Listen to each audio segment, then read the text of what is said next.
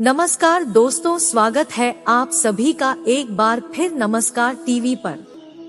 दोस्तों, एक बार माता लक्ष्मी क्षीर सागर में भगवान विष्णु के पैर दबा रही थी, तो पैर दबाते हुए माता लक्ष्मी ने भगवान विष्णु से कहा, हे प्रभु, आज मेरे मन में 3 प्रश्न उठ रहे हैं।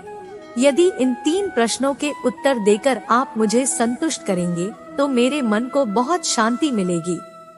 तब भगवान विष्णु कहते हैं, हे देवी, तुम्हारे जो भी प्रश्न हैं तुम निसंकोच होकर पूछो, मैं तुम्हारी शंका का निवारण अवश्य ही करूँगा। तब माता लक्ष्मी कहती है, हे प्रभु, वह कौन सी स्त्री होती है जिसके भाग्य में संतान सुख नहीं होता है? दूसरा प्रश्न है कि कौन सी स्त्री समय से पहले विधवा होती है? और मेरा तीसरा प्रश्न है कि कौन सा श्रृंगार करने से स्त्री को स्वर्ग में स्थान प्राप्त होता है? तब भगवान विष्णु कहते हैं, हे देवी, तुमने उचित ही प्रश्न किए हैं। तुम्हारे ये तीनों प्रश्न अत्यंत महत्वपूर्ण हैं। इन प्रश्नों का उत्तर संसार कल्याण के लिए है। जो भी मनुष्य इन्हें ध्यान से सुनता है उसे पृथ्वी लोक पर संपूर्ण सुख प्राप्त होते हैं और मृत्यु के बाद उसे अमर लोक की प्राप्ति होती है। भगवान विष्णु देवी लक्ष्मी से कहते हैं, हे देवी, आज मैं तुम्हें एक अत्यंत पवित्र कथा सुनाता हूँ। इस कथा के माध्यम से तुम्हारे सभी प्रश्नों का उत्तर तुम्हें प्राप्त होगा, लेकिन तुम्हें इस कथा को ध्यान से पूरा सुनना होगा। इस कथा को कभी आधा अधूरा नहीं सुनना चाहिए। इस कथा में समस्त संसार का कल्याण छिपा हुआ है। जो भी इस कथा को ध्यान से पूरा सुनेगा उसके मैं 32 अपराध क्षमा करता हूँ। तब देवी लक्ष्मी कहने लगी, प्रभु, मैं आपको वचन देती हूँ कि इस कथा को मैं पूरे मन और लगन से सुनूंगी। आप कृपया उस कथा को आरंभ करें। तो दोस्तों, आप सभी से एक विनती है कि आप भी इस कथा को पूरा जरूर सुने। इसे आधा अधूरा सुनना पाप माना जाता है।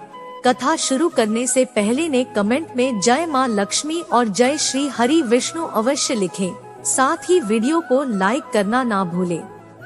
तो चलिए आरंभ करते हैं। भगवान विष्णु कहते हैं, हे देवी, एक समय की बात है। मध्य देश में एक छोटा सा नगर था। उस नगर में एक सेठ रहता था। उस सेठ के 2 पुत्र थे और सेठ के दोनों बेटों का विवाह भी हो चुका था। सेठ के घर में किसी चीज की कोई कमी नहीं थी, किंतु सेठ की पत्नी का स्वभाव अत्यंत दुष्ट था। सेठ की पत्नी और सेठ के बड़े बेटे की पत्नी दोनों का ही स्वभाव दुष्ट था। सेठ की पत्नी अपनी बड़ी बहू को तो बहुत लाड प्यार करती थी, किंतु छोटे बेटे की पत्नी के साथ बुरा व्यवहार करती थी। घर की सबसे छोटी बहू अर्थात छोटे बेटे की पत्नी बहुत अच्छे स्वभाव की, ईश्वर पर श्रद्धा रखने वाली पतिव्रता नारी थी। वह अकेले ही घर का सारा काम किया करती थी और गृह कार्य में दक्ष थी। इतना अच्छा स्वभाव होने के बावजूद भी उसकी सास उसके साथ बुरा व्यवहार करती थी, उसका हमेशा अपमान करती थी। इसके पीछे का कारण बस इतना था कि बड़ी बहू को एक पुत्र था और छोटी बहू ने पुत्री को जन्म दिया था। पुत्री को जन्म देने के कारण सेठ की पत्नी अपनी छोटी बहू को बार बार ताना मारा करती थी, लेकिन वह बेचारी कर भी क्या सकती थी। भाग्य में लिखा होता है उसके साथ वही होता है। भगवान विष्णु कहते हैं, हे देवी, अब मैं तुम्हें छोटी बहू की कहानी सुनाता हूँ। इससे तुम्हें पहले प्रश्न का उत्तर प्राप्त हो जाएगा कि कौन सी स्त्री को पुत्र प्राप्ति नहीं होती है। हे देवी, सेठ की जो पत्नी थी वह पहले से ही दुष्ट और कुटिल स्वभाव की थी। उससे उसकी सास भी परेशान थी। सेठ की पत्नी अपनी छोटी बहू को सबसे ज्यादा दुख देती थी। छोटी बहू का नाम था सुकन्या और सुकन्या को सताने में उसकी सास को बहुत आनंद आता था। सुकन्या बेचारी रोज सुबह ब्रह्मा मुहूर्त में जाकर अपने घर के काम करती थी और दिन भर काम करने के बाद उसे रात्रि को ही सोने को मिलता था। ना होकर भी सेठ की पत्नी अपनी छोटी बहू से द्वेष करती थी। जब छोटी बहू झाड़ू लगाती तो उसकी सास आकर उसे ताना मारती थी कि तेरे हाथ में जान नहीं है क्या, तो जल्दी जल्दी झाड़ू लगा। मैं मंदिर जा रही हूँ, मेरे लौटकर आने से पहले तो भोजन बनाकर तैयार रखना और आते ही मैं उस भोजन को ग्रहण करूँगी। और अन्न का एक दाना भी बर्बाद न हो पाए। बेचारी सुकन्या चुपचाप अपनी सास का अत्याचार सहन करती थी और उसकी सास की हर आज्ञा का बड़ी ही विनम्रता से पालन करती थी। फिर छोटी बहू खाना बनाते हुए सोचने लगी कि मैं घर का इतना काम करती हूँ, लेकिन फिर भी मैं चैन की सांस नहीं ले पाती हूँ। मेरी सासू माँ किसी न किसी बात को लेकर मुझे ही ताना मारती रहती है। पता नहीं कब उनकी ताना देने की आदत जाएगी। सुकन्या इतना सोच ही रही थी कि तभी घर के दरवाजे पर खटखटाने की आवाज सुनाई दी। छोटी बहू ने सोचा अभी तो भोजन तैयार भी नहीं हुआ है, लगता है मेरी सासू माँ आज जल्दी लौट गई। अब फिर से ताना मारेगी। तब सुकन्या ने दरवाजा खोला तो उसने देखा कि द्वार पर एक सन्यासी खड़ा हुआ है। वह सन्यासी सुकन्या से कहने लगा, बेटा सदा सुहागिन रहो, तुम्हें सन्यासी के लिए कुछ भोजन का दान करो। हे पुत्री, करे मुझे बड़ी भूख लगी है। तब सुकन्या ने सोचा अगर मैं सन्यासी को भोजन करा दूं और इतने में मेरी सास आ गई तो मेरी खैर नहीं। कुछ देर तक विचार करने के बाद सुकन्या ने सोचा यदि मैं सासू माँ के ताने के डर से इस सन्यासी को भोजन नहीं करूंगी तो मुझे महापाप लगेगा, मेरा सारा पुण्य नष्ट हो जाएगा। इतना सोचकर सुकन्या ने उस सन्यासी को घर के अंदर बुला लिया गया। अतिथि धर्म का पालन करते हुए सुकन्या उस सन्यासी को भोजन कराने लगी। उतने में ही उसकी सास घर पर आ पहुंची और उस सन्यासी को घर के अंदर भोजन करते हुए देखकर उसे बहुत गुस्सा आ गया। वह चिल्लाते हुए सुकन्या से कहने लगी, यहाँ पर के इसी प्रकार का भंडारा या दावत नहीं चल रही है, जो तो राह चलते भिखमंगों को घर में बिठाकर खिला रही हो। सुकन्या ने अपनी सास से बड़ी विनती की, लेकिन सुकन्या की सास ने बहू की एक नहीं सुनी और उसकी सास ने उस सन्यासी को घर से बाहर निकाल दिया और उसके भोजन को उठाकर कचरे में फेंक दिया। उसके बाद वह सास सुकन्या पर गुस्सा करने लगी, अरे दुष्ट औरत, मैंने तुझे कहा था कि अन्न का एक दाना भी बर्बाद नहीं होना चाहिए, लेकिन तूने क्या किया गया, उस भिखमंगे को इतना सारा भोजन दे दिया। सुकन्या डरते डरते बोली, सासुमाँ, मैंने सन्यासी को अपने हिस्से का भोजन दिया है, इसमें आखिर इतना गुस्सा होने की क्या बात है। द्वार पर आए अतिथियों को कभी खाली हाथ नहीं भेजते हैं, ऐसा शास्त्र कहते हैं।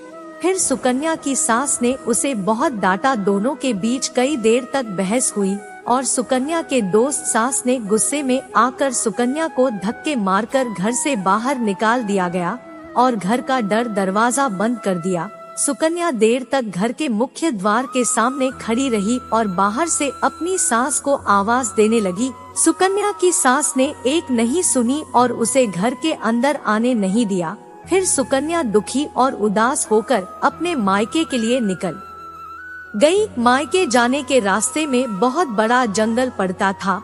सुकन्या भूखी प्यासी रहकर उस जंगल के रास्ते पर से चलने लगी। तभी उसी समय अचानक जोर जोर से बादल गरजने लगे और मूसलाधार बरसात होने लगी। बारिश से बचने के लिए सुकन्या एक वृक्ष के नीचे जाकर खड़ी हो गई। वहाँ पर सुकन्या ने देखा कि पेड़ के नीचे में कोटर बना हुआ है। फिर वह बिना देरी किए जल्दी से उस कोटर में घुस गई। कोटर में जाने के बाद सुकन्या ने देखा कि अंदर कोई साधु महात्मा बैठे हैं। वह सन्यासी कोई और नहीं बल्कि भगवान विष्णु ही साधु का रूप धारण करके बैठे हुए थे। जब उस साधु ने उस सुकन्या को देखा तो बोले, हे पुत्री, तुम इस घने जंगल में अकेली क्या कर रही हो? रोना बंद करो, मैं तुम्हारे बारे में सब कुछ जानता हूँ। तुम्हारे ससुराल वाले अत्यंत दुष्ट स्वभाव के हैं और वे तुम्हें बहुत दुख देते हैं।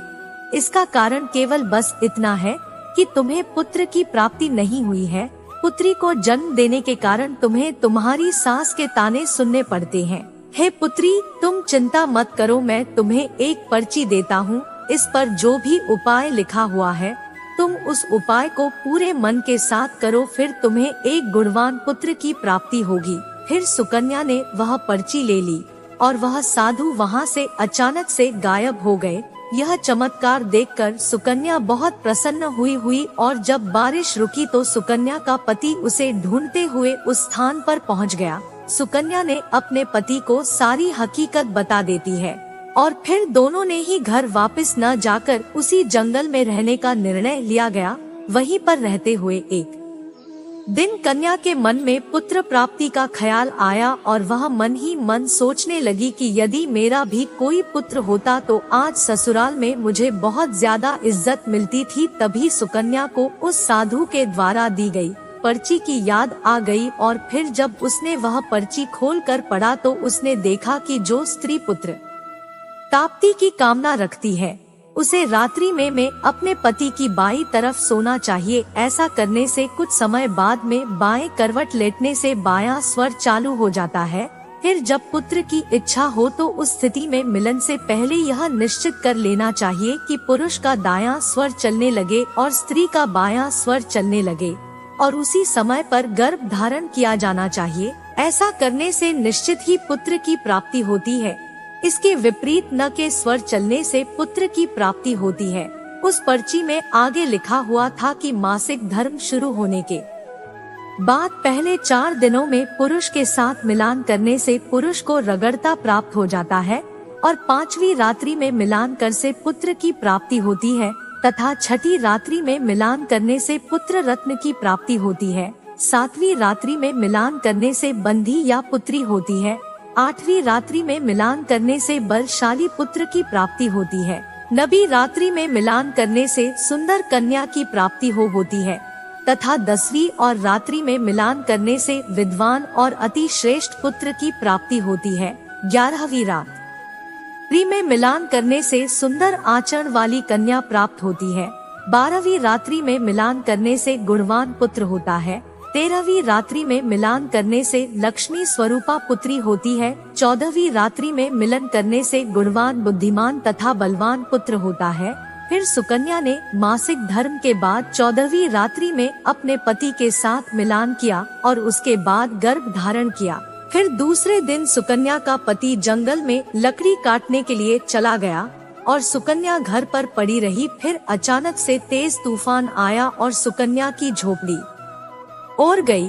फिर सुकन्या दौड़ती हुई उसी पेड़ के कोटर में जाकर रुक गई जहाँ पर उसे वह साधु मिला था। सुकन्या वहाँ अपने पति की राह देख रही थी कि अचानक वहाँ पर 2 राक्षसी आ गई। वह राक्षसी अत्यंत मायावी थी। फिर उन्होंने उस कोटर के साथ पेड़ को उड़ाकर एक ऐसे स्थान पर चली गई जहाँ पर बहुत सारा सोना था। जब सुकन्या ने यह दृश्य देखा तो वह चौंक गई। सुकन्या पेड़ के कोटर में ही छिपी रह गई। जब राक्षसी भोजन की तलाश में गई है तो सुकन्या ने उस स्थान पर से बहुत सारा सोना उठा लिया और उसे कोटर में भर लिया गया। जब वह राक्षसी लौट आई तो फिर से पेट पर बैठकर वे उस पेड़ को उड़ाकर उसी जंगल में आ गई है।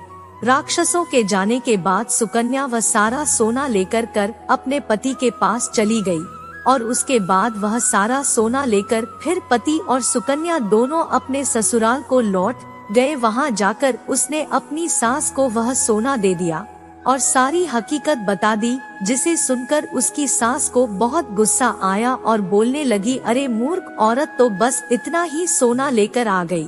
इतने सोने से क्या होगा, मैं होती तो बहुत सारा सोना लेकर आ जाती। फिर उसकी सास भी उस जंगल के कोटर में जाकर छिप गई और राक्षसों की राह देखने लगी। तभी वह 2 राक्षसी वहां पर आई और फिर उन्होंने कोट को उड़ाकर एक बर्फीले पहाड़ पर ले गई।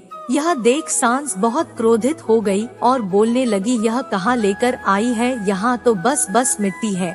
तभी उन राक्षसों ने उसकी आवाज सुनी और देखा तो एक बूढ़ी औरत पेड़ के कोटर में छिपकर बैठी है। फिर उन्होंने सांस को बाहर निकाला और उस बर्फीले